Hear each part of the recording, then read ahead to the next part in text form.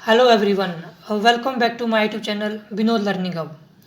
Students, आज की video CET CBT exam के रिगार्डिंग रहने वाली है और ये वीडियो सभी एस्पिरेंट्स के लिए इन्फॉर्मेटिव रहने वाली है जो कॉम्पिटिटिव एग्ज़ाम्स की प्रिपरेशन कर रहा हो या फिर बीएड कर रहे हो, जेबीटी कर रहे हो, जिनका टेट निकल गया है, सीटेट निकल गया है, या पटवारी एग्ज़ाम की प्रिपरेशन कर रहा हो, फॉरेस्ट गार्ड की कर रहा हो, अकाउंटेंट की कर रहा हो, है ना। जितने भी क्लास थर्ड लेवल के एग्ज़ाम है लाइक जेई एट्सेट्रा, जितने भी एग्ज़ाम क्लास थर्ड में आते हैं उन सभी के लिए ये कंटेंट बेनिफिशियल रहने वाला है, क्योंकि इस वीडियो में मैं आपको बताने वाला हूँ जो सीईटी एग्ज़ाम है अभी नया नया पैटर्न आया हुआ है। कल ही इसका जो है नोटिफाई किया हुआ, ऑफिशियल अभी भी नहीं है, बल्कि जो नोटिफिकेशन आई है वो कल ही आई है।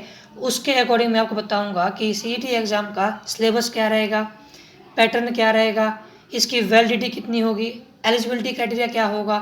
एग्ज़ाम तो ये ऑनलाइन होने वाला है, ये सबको पता होगा। और दूसरी बात मैं आपको बताऊंगा कि ये एग्ज़ाम जो 12th पास बच्चों को भी देना पड़ेगा और जिनकी ग्रेजुएशन हो गई है, पोस्ट ग्रेजुएशन हो गई है, उन सभी को जो है ये एग्ज़ाम देना पड़ेगा अगर उन्होंने क्लास थर्ड जॉब के लिए अप्लाई करना है। तो मैं इसमें बताऊंगा कि क्या उनका स्टैंडर्ड एग्ज़ाम का स्टैंडर्ड सिलेबस पैटर्न सेम रहेगा या डिफरेंट रहेगा। ये सारी बातें मैं इस सिंगल वीडियो में बताने वाला हूँ। आपने वीडियो कंप्लीट देखनी है। अगर आपको कंटेंट सही लगे चैनल को सब्सक्राइब करना है, शेयर करना है, ठीक है दोस्तों। सबसे पहले मैं आपको बता दूं कि इसकी वैलिडिटी कितनी रहती है, वैलिडिटी कितनी होगी। वैलिडिटी वैसे इसकी जो है वो 3 ईयर की मांग की है वैलिडिटी की। किसने की है मांग?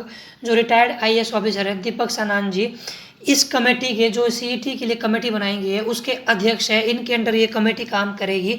तो इनका जो मैंने अभी इंटरव्यू सुना थोड़ी देर पहले, तो इनकी जो क्या बोलते हैं बर्बली ये बता रहे थे, ऑफिशियली तो इन्होंने नहीं रिलीज़ किया हुआ है, बट इन्होंने बर्बली बताया हुआ है कि वैसे तो वो भी 1 ईयर की मांग गई है, बट इसको हम जो है गवर्नमेंट के लिए 3 ईयर के लिए रिकमेंड करेंगे कि ये एग्ज़ाम की जो वैलिडिटी है वो 3 ईयर की होनी चाहिए। मतलब जो एक बार एग्ज़ाम निकाल देगा वो 3 साल के लिए जो है एलिजिबल रहना चाहिए, क्योंकि कभी कभार क्या होता है कि 1 साल के अंदर पोस्ट ही नहीं निकलती है, फिर उसका एग्ज़ाम निकालने का फ़ायदा क्या रहेगा अगर पोस्ट ही नहीं निकली। इसीलिए इन्होंने जो है 3 ईयर की वैलिडिटी रखी है इस एग्ज़ाम की।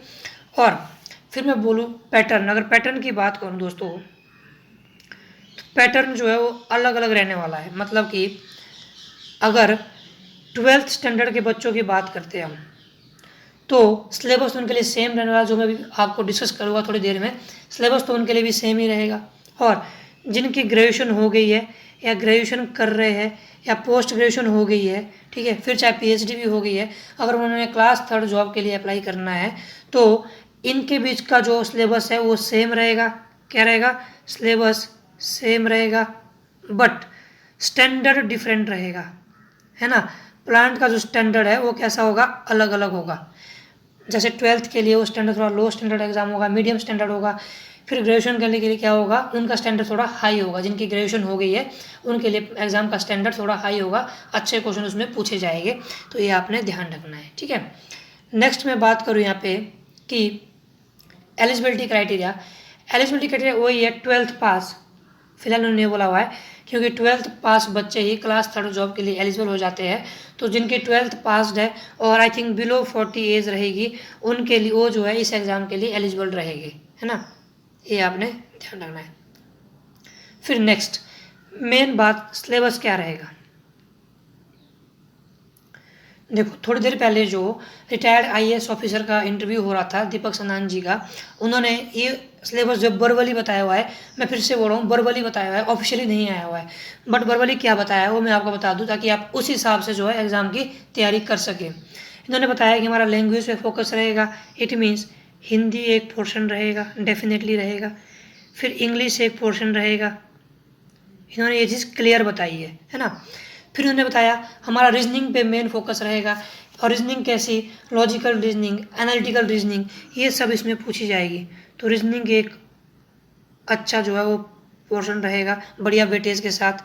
फिर इन्होंने बताया कि हिमाचल प्रदेश की हिस्ट्री, ज्योग्राफी, पॉलिटी, इकोनॉमिक्स, इस पे जो है फोकस रहेगा। यानी हिमाचल प्रदेश की total GK plus static GK, इस पे फोकस रहेगा, ठीक है। फिर उसके बाद जनरल साइंस प्लस मैथ, ये पोर्शन जो है आपका सिलेबस का रहने वाला है।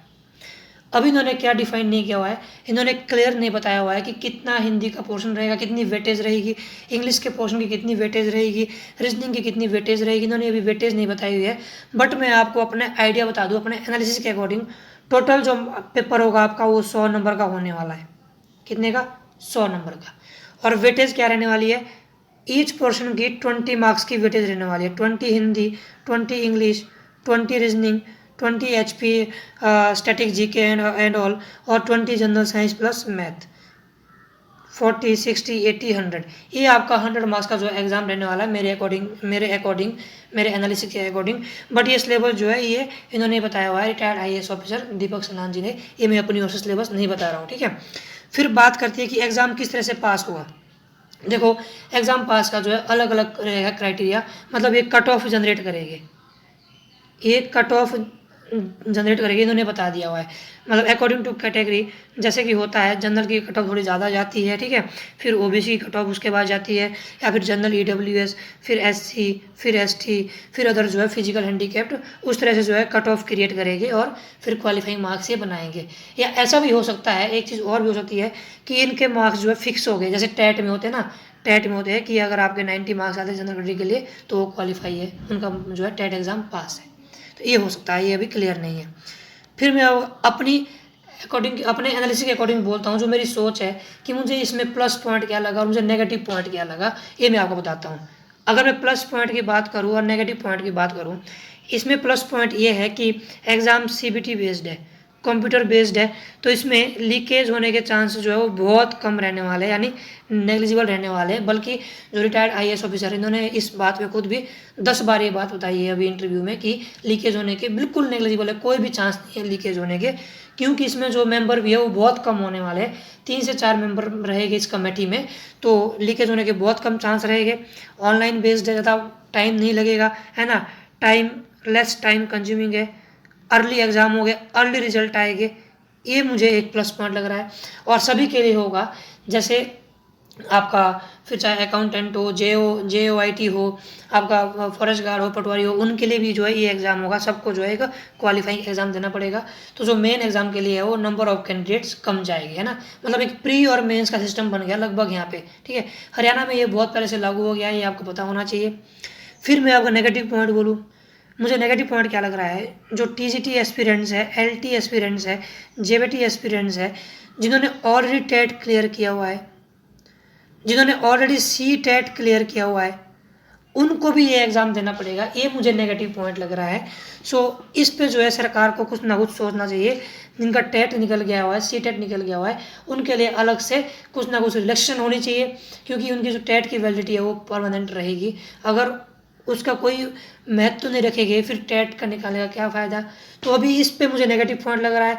हो सकता है इस पे थोड़ा क्लियर बात अभी हुई नहीं हो, क्लियर बात करेंगे, जब भी करेंगे मैं इस चैनल के माध्यम से आपके सामने जो बात पक्की लाऊंगा। तो अपने चैनल को सब्सक्राइब करना है, बेल आइकन को प्रेस करना है, जैसे ही कोई नोटिफिकेशन आती है मैं आपके सामने ज़रूर लाऊंगा।